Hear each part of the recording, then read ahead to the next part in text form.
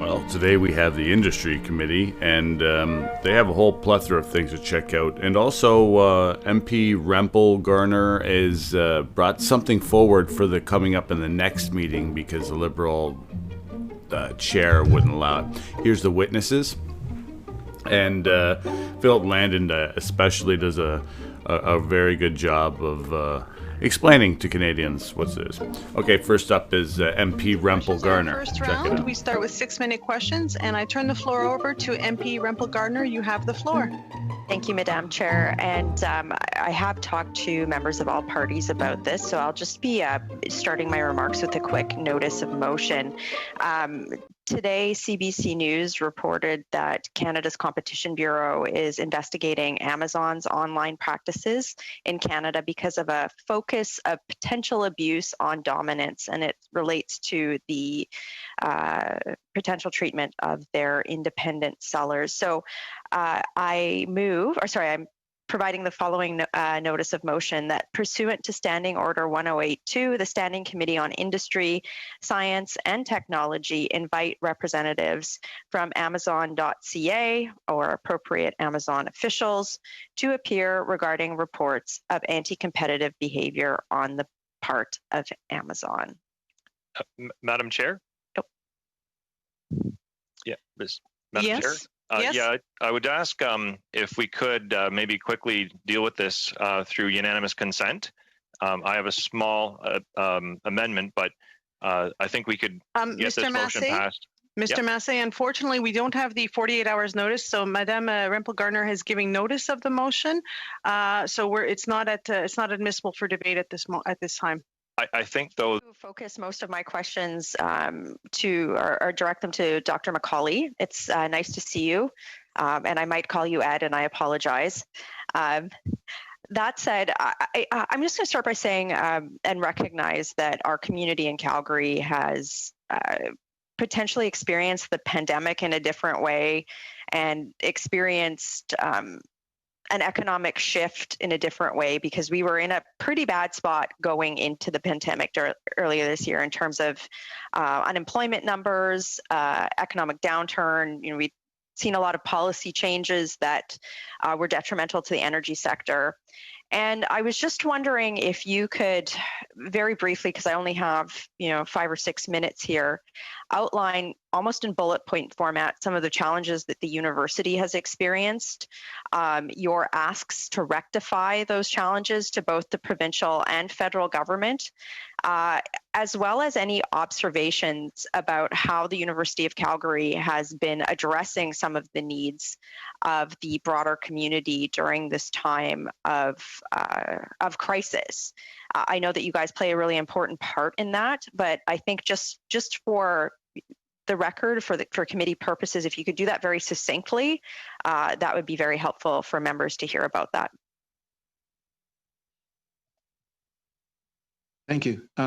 Yes, undoubtedly, the combination of the COVID-19 and then the impacts on industry throughout the world and all the different sectors that are prominent in Calgary, whether it be agriculture, whether it be energy, whether it be transportation and logistics, whether it be finance, all of those things, combined to sort of really create a very major storm. What the University of Calgary tried to do right from square zero was to try to maintain as much as possible business continuity. And that business continuity included making sure that we were capable and able to conduct research to help provide solutions for the COVID-19 issue in particular, but then also support our community. I mentioned that our students stepped up amazingly. They volunteered and filled out very, very quickly the contact tracing. Our Cummings School of Medicine rapidly upskilled approximately 400 physicians locally to support Alberta during the pandemic. At the same time, we were providing evidence-based guidance and suggestions to the city, the provincial government, as well as the federal government in terms of how we can deal with the public health issues associated with COVID-19. So Ed, I'm sorry to interrupt you because the time goes so quick. Yeah, You've got about 2 minutes. What do you need? What are you asking for? Put it on the record. We have support for the international student clarity in terms of admission for students, I think is really, really important. We have around 4,500 students that we hope to host this year at the University of Calgary internationally. The research funding continuity is very, very important. I've been talking to my assistant professors, and they have been, their programs have been dramatically impacted. So we really appreciate the business continuity funding from the Tri-Councils, which is important. And once again, having the capacity to support upskilling, to support and reskilling, to support the Calgary community would be very, very beneficial at this time. And again, what I mentioned earlier, technology development and platform development for advanced education and for research would be very, very generous and beneficial. I'll just close with another question to you, Dr. McCauley. I've gotten a few queries from students, and I think that this is a topic of discussion across the country, saying like, look, our studies were disrupted this year. We didn't have online classes.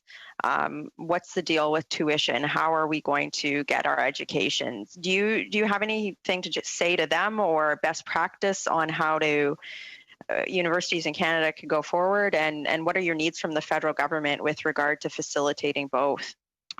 First of all, we've worked very, very closely with our students, both our undergraduates and our graduate students, to ensure continuity for their programs.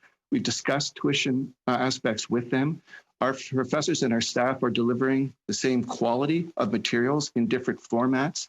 And in addition, we work closely with students to say, if we're not offering this service, then those fees have been relaxed. On the piece around, I mentioned business continuity, our graduate students are very, very important for the future of Canada, and continued funding for graduate students whose research programs have been interrupted would be very beneficial from the federal government. So I just want to take the opportunity with the time I have left, Madam Chair, to thank you, Dr. McCauley, and the entire team at the University of Calgary for doing your best and punching above your weight during this crisis, both from a research perspective and looking for ways to support our community during an economic crisis. And I hope that all my colleagues on this committee would look to your institution as a way to assist Alberta through the economic crisis and during the pandemic. So thank you for all your hard work. Thank you. Thank you very much. We now turn to MP Lambropoulos. You have the floor for 6 minutes. Thank you, Madam Chair, and thank you to all of our witnesses for being with us today. I have a few questions for several different witnesses. I guess the first question that I'm going to ask is for Mr. Landon, University of Canada. You mentioned that obviously the international student community is one that is very important to us. It's great revenue for the universities and for our GDP. And I would just like to know what is the reason? Have you noticed a decrease in enrollment for the upcoming term and for the upcoming year? And what exactly is the reason, considering that most universities, or many of them, have said that they will be going online for the fall and winter semesters? What do you believe the reason is for this decrease in enrollment from international students who could very well take the courses from their home countries? Thanks very much for that question. And the hard data on enrollment is still in flux. We'll probably know in October, I would think, at institutions across the country as to how much of a hit there's been. But the fact is, right now, if I'm a student looking to come to Canada for the first time from China, I don't actually have a clear pathway to come. I do have a pathway to study online, which is good, but international students want to come to Canada. That's part of why they study here, and that's what they contribute to our classrooms, and then often to our communities as time goes on. So there's been a little lack of clarity around that and around the openness. I do understand that the Public Health Agency of Canada is now working with the ministries of health in the provinces and territories to ensure that the universities have the right protocols in place, and the universities do. And we're really looking for a strong signal that students will be able to come back not only for this semester, but actually for January semester as students come in. And as I outlined in my testimony to begin with, this is a huge part of universities' revenues, and it's a huge part of what we do as Canada, and it's a huge part of our future to be open to international students. And so, thank you. So we should see. So if I understand correctly, you're asking for some leeway as well with regards to giving access to international students who have proof of enrollment to coming across the borders now that they're currently closed. Correct. As I understand it right now, they still have to have a letter to say why they must come across, and that's being interpreted by border officers in different ways, and that is if they have a student permit from before March 18th. So we're looking for clarity on that, and we know that our universities are ready to accept them, and they have quarantine measures in place, and it's part of our competitive advantage internationally to be able to welcome international students back to our campuses at this time. Okay, thank you very much. As many of you have mentioned, your universities played a vital role in helping communities across the country come up with solutions to COVID-19, some more vulnerable communities in some cases. And I guess I was wondering I feel that there's often a disconnect between our universities and our businesses, or a disconnect between the universities and actually being able to reach the community level. Do you have any suggestions with how the Government of Canada can help maybe bridge the gap that exists there between the two? That question goes to any of the witnesses that wish to answer. And I think Mr. Rado had mentioned something along these lines. Yes. Yeah. Thank you very much for that question. I think you're right. I think there's often a disconnect. We've seen that disconnect, though, be sort of brought back together, particularly with groups that have community-focused research. So we've seen it in education. We've seen it in social work, where community-based research has served to basically make the university provide a valuable role in those contexts. I think community-based innovation can serve a similar purpose.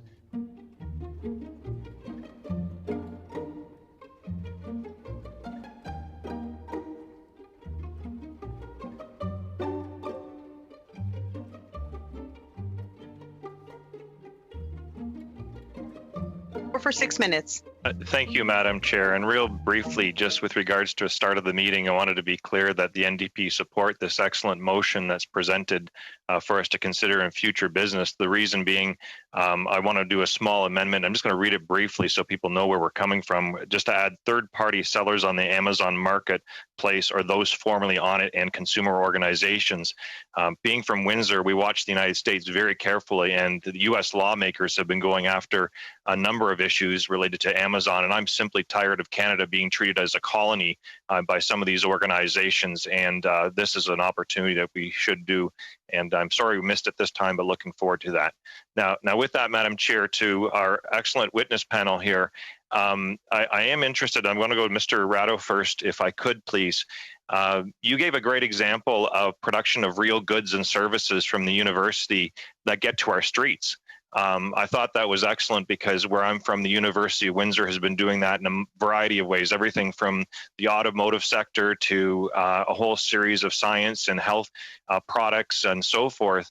That was before COVID-19, part of our culture here. But I do want you to maybe mention or at least highlight some of the patent barriers that you might have and some of the intellectual property barriers that you might have. This committee has studied some of those in the past, but perhaps you can shine a light on how those things can maybe be altered, especially during emergencies, or how they can be refined for more open research to help these types of initiatives that you should be quite proud, and I'm sure are quite proud of. Well, thank you very much. That's a great question. You know, I'm often very concerned and focused on IP, not necessarily for the same reasons that you just mentioned. Within the university, I think we have a tendency to really see intellectual property as one of the primary ways that we create value. So through the production of ideas that are then patented or somehow have some type of IP protection, and then that gives us the capacity to exchange those or sell those out to industry. What I've actually been seeing during this COVID period is people choosing the alternative path, choosing not to patent, choosing not to copyright even their inventions. We saw you saw this in this committee with Dr. McDonald talking about the lack of patenting of the ventilator. The issue here is not so much that people may not have a freedom to operate, that they may be restricted by patent, but they may be restricted by their own institutions who may not understand how to value the results that they have created unless there is somehow intellectual property involved. You know, it's quite interesting that IP is often valued in the same way that, let's say, a published article might be valued in the university. That's a great way for people to kind of pad out their CV. But what do you do if what you're creating really results in neither one of those two things, but has real impact in the world? How do you navigate that? And I think that's actually a bigger restriction. And in a series of interviews that I've done with people who've been participating with my own little group, my Toronto Emergency Device Accelerator, this has been highlighted as a real issue for them, that they've taken time out of their normal work, their normal research to try to have a real impact. And now they're sort of looking, well, you know, what has this really done to my career? So I find that very sad that that's the case. Yeah, it's a missed opportunity in many respects. I'm going to have to switch quickly to Mr. Landon to get you in this conversation for, I think an important issue is that you mentioned that there's quarantine capabilities available by universities for foreign students coming in. But I think it's important for maybe you to articulate the, I guess, the plan in place in case people get sick. Here in Windsor, the government allowed migrant workers to come in with a plan that was altered, allowing them a 3-year-old business plan to be submitted. They didn't do on-site inspection. It shut down us to stage 2 for a long period of time, and it caused the death of 3 workers, and many more are actually in hotels right now held up because they got sick coming into Canada, not coming into Canada. They were healthy when they got here, and now they're sick. What can you say about that situation? Because that's a real significant problem that had not only just a humanitarian aspect with regards to the death of individuals, but also 2 consequences for the entire economy as we were left out of moving through the different stages. Yeah, thanks. And I think and it's an absolutely tragic event. And I guess it is a lesson learned for the universities, but also for the local health authorities, the provincial health authorities, and the feds on how to make sure that the quarantine works, but also that the protocols are in place. And so that's what's happening right now in consultation with local health authorities and the institutions to ensure that what happened with temporary foreign workers doesn't happen with students. And we've got the right people at the local health authorities working with the right people at the universities. But do you have everything from translation and education services for different cultures coming in? Do they have personal insurance for healthcare? And also, is there communications, thank you, Madam Chair, with the services in case they do get sick, they aren't overwhelmed?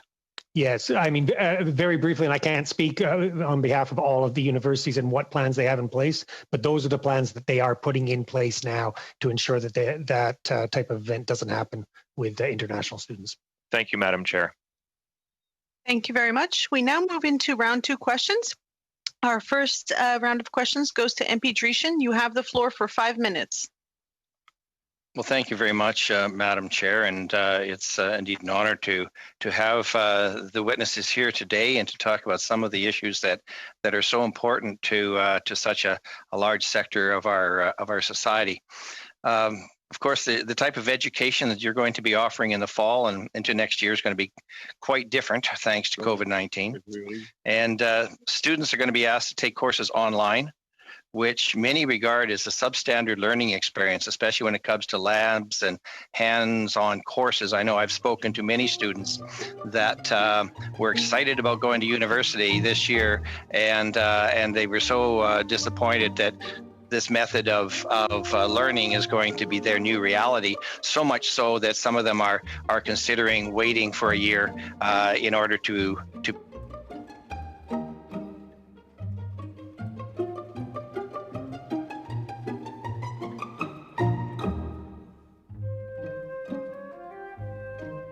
couldn't get out.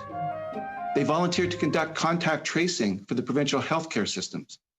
and over 200 pre-service teachers provided free individualized online tutoring for primary and secondary students. Our staff rallied to produce supports for mental health, up to the moment information, and advice on how to deal with the day-to-day impacts of the new normal. I'm very proud of how we helped and what we accomplished. But now is the time to look beyond the immediate COVID-19 emergency and ask how we can support this generation of students and scholars and ensure Canada's future. COVID-19 has shown the crucial roles that universities play to support Canadians, which is why I'm pushing as hard as I can to ensure that we learn from this year's decade of innovation. This fall, we are adopting a hybrid model of delivery. Within public health guidelines, we want to maximize in-person interactions. They're a key part of our student experience and a key component of knowledge creation and innovation. The electricity, the lifelong friendships formed, and excitement of starting a new journey are not easily replicated online. Canada needs the knowledge our universities create. The world will not be standing still, and our prosperity depends on it. Our Canadian government can help to ensure the success of students and scholars in the coming months through investments. Investing in work-integrated learning and upskilling. These are investments in Canadian productivity. Investing in research. Previous investments have paid huge dividends during COVID-19. Continuing this investment will grow and diversify the Canadian economy. Investing in technology platforms. Doing so will unlock the power of the digital world for delivering advanced education and lead to new discoveries. These are just 3 examples of many where the return on investment to Canada could be huge. Such investments will ensure that Canada is equipped to deal with the next major global calamity, because we will have the talent, creativity, and the ability to create new knowledge. As I wrap up my opening comments, I want to emphasize that the pivots over the last few months have been expensive. But we view these expenditures as vital for our students' success and the prosperity that they will bring to the future of Canada. In a world with such significant uncertainty, investment in post-secondary institutions is both an investment in our future and an investment in preparing for the next unknown. I'm happy to take any questions you may have. Si vous désirez poser une... If you wish to ask me questions in French, I will answer in English. Thank you very much, Professor Macaulay. We'll now go to Professor Ratto. You have the floor for 5 minutes. Thank you very much. Thanks for the invitation to testify. So I've been going through the transcripts of recent witnesses to this committee, and I was struck by recent comments by Dr. McDonald's on June 1st of this year about the development of an emergency ventilator by an international team of scientists and engineers. And my goal today is to tell you a little bit, to highlight those kinds of efforts and tell you a little bit more about research that's ongoing, not just with research scientists and Nobel Prize winners, but also groups including frontline doctors, local hobbyists, students, and even Indigenous groups like the Anishinaabe Nation in Northern Ontario, who've been leveraging local know-how and digital fabrication, new technologies to produce local solutions to COVID. In the last few months, millions of face shields have been printed and laser cut. There are hundreds of different but often related ventilator projects, alternative face mask and respiratory technologies, a real groundswell of activity centered on protecting and serving the needs of frontline healthcare workers and COVID patients. Now, you probably have heard these sort of feel-good stories in the media, and they really do highlight the resiliency and capacity of Canadians. But I think they're also more than that.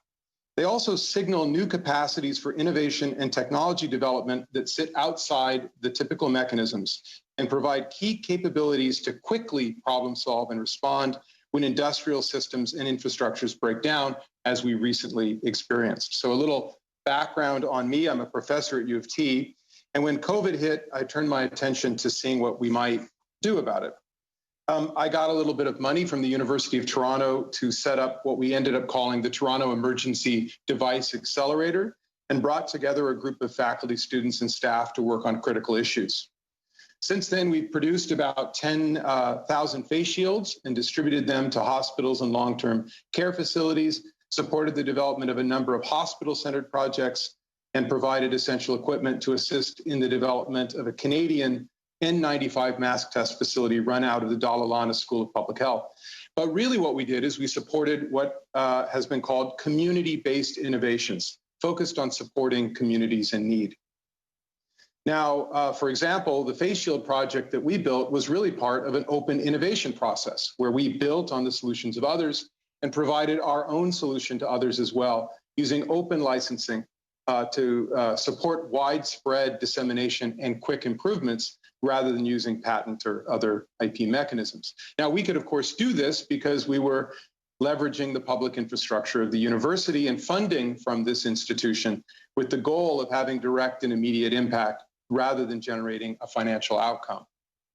But these shields, and of course all the others created by all the other groups, I think served a very important role in the initial months of the crisis, providing safety and protection until the regular private enterprise solutions could spool up.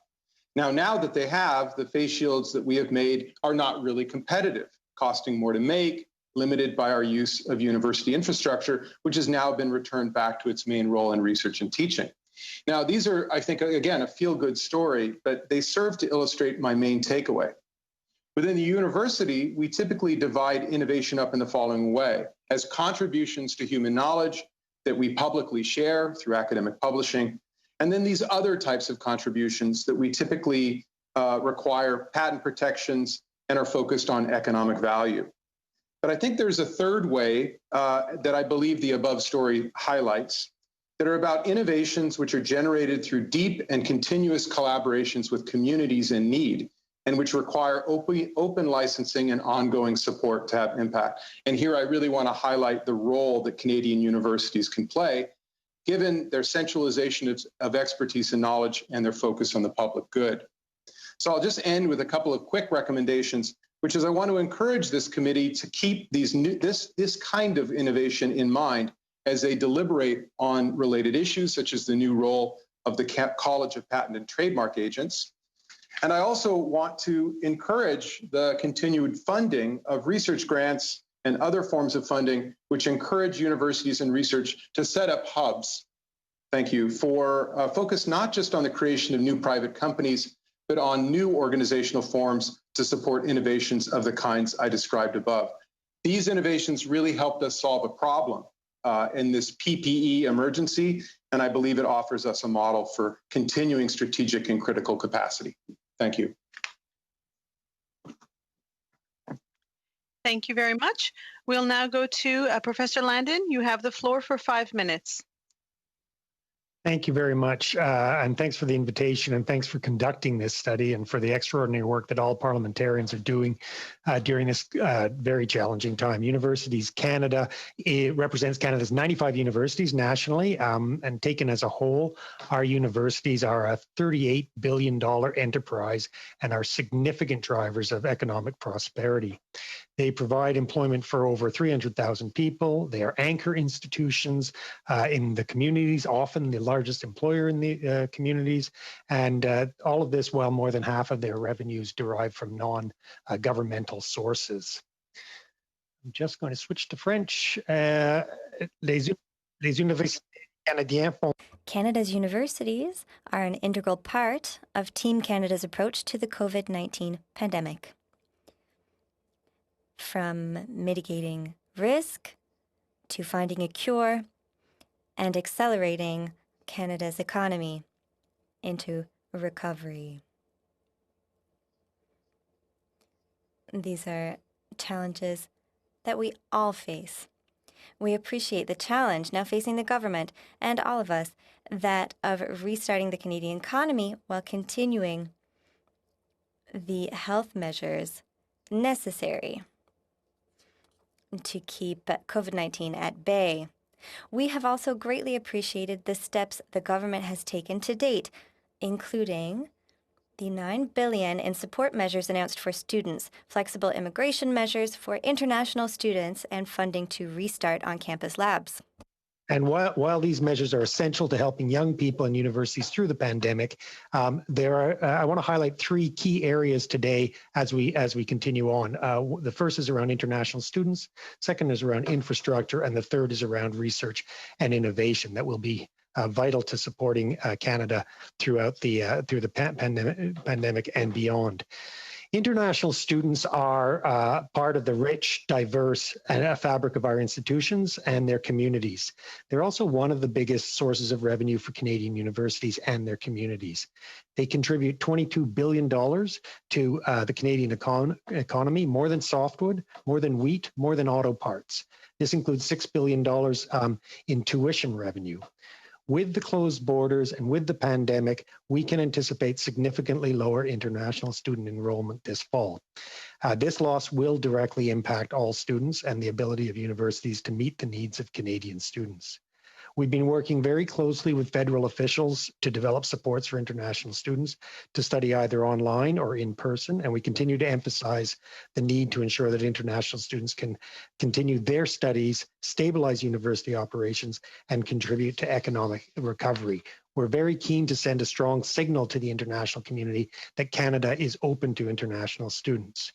I should also highlight the need for federal assistance should institutions see a loss in revenue, a significant loss in revenue as a result of the drop. A direct federal transfer will help universities bridge their operations until borders are open. Furthermore, federal investments in regaining Canada's market share in key source markets for international students, along with diversifying source markets, will be important for stabilization and recovery of the sector. Around infrastructure and looking forward to our recovery from COVID, Canada's universities can be partners in accelerating our economic rebound. Les universités canadiennes Canadian universities have infrastructure projects that are with shovels ready to go in the ground, worth up to $7 billion, and the majority of them are focused on building green, digitally enabled, and accessible campuses that will reduce the country's carbon emissions. Investments in digital infrastructure in particular will rapidly expand access to post-secondary education, upskilling, and reskilling even as the country reopens. These investments will also ensure that students can attend regardless of disability, physical distance, or work or family requirements. And then finally, around research and innovation, it's a huge opportunity for economic recovery is investing in our universities in research and innovation. The time is right now to harness the cooperation of the last 5 months to build a comprehensive idea to innovation strategy.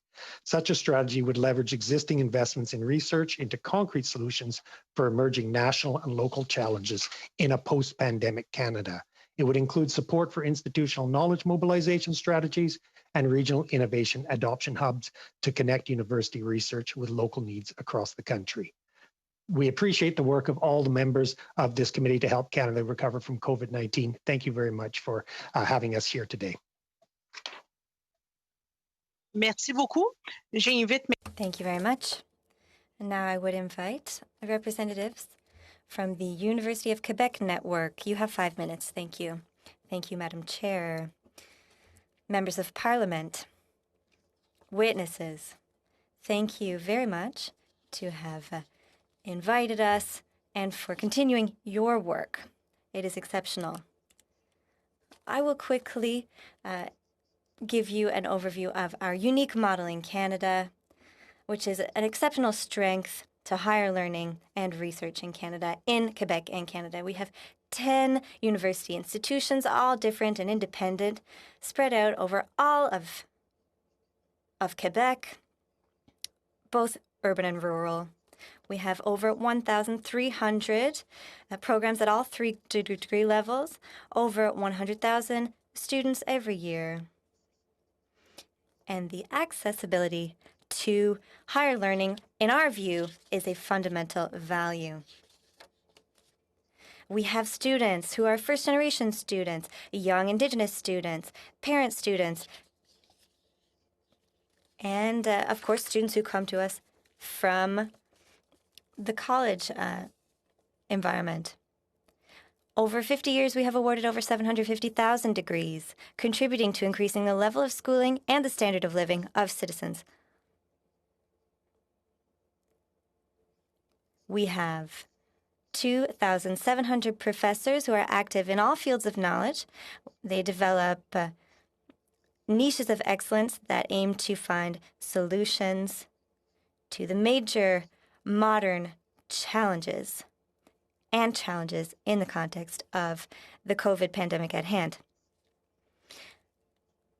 Collectively, the network ranks first in the country for its volume of research. Our researchers develop projects rooted in the communities where they find themselves, and they work together with a diverse range of partners, community groups, cultural circles, business people, health agencies, international organizations, and of course with Canadian and international universities. Our discoveries and our innovations, be they technological, scientific, or social, contribute to Quebec and Canada's economic growth and to the well-being of all citizens. Now, I will give the floor to my colleague, Ms. Fusaro. Thank you. And so I will speak briefly and echo the examples that have been given on research across Quebec. And our institutions are formidable levers of development and innovation. We commend the Government of Canada's actions, the large sums that were allocated, and the swift actions are noteworthy. However, it is important to remain vigilant. We lament the concentration of funding in a handful of universities in the country. My colleague spoke of diversity. And so why is it that research funding was concentrated only, and we could debate about this after, I'm sure, I shouldn't say only, but mostly in the U15, as we call it, or in universities that have a faculty of medicine. It is a shame to observe this. A shame when diversity in universities makes it so that COVID is not only an epidemiological crisis, it is an economic crisis, a social crisis, among others. And you will have seen its impact on our seniors, and I could go on infinitely with its impacts. Even if our universities don't have faculties of medicine, over 100 researchers today are working on solutions. And they are from all backgrounds, all fields. And you will see in our brief in box 2 and 3 that all actions and all work done by our researchers will show you that we can not have a faculty of medicine, but we do have a significant epidemiological lab. We have a fabulous network. And our students are trained in universities that between them share not even a quarter of the funding that was allocated. I will share with you our 3 major recommendations, and we can debate them. We wish for the funds to be rebalanced. There will be more crises in the future. We want to support the government's efforts, and we want to continue to contribute to a green recovery. We will be delighted to answer all of your questions. Thank you. Merci beaucoup. Thank you very much. Our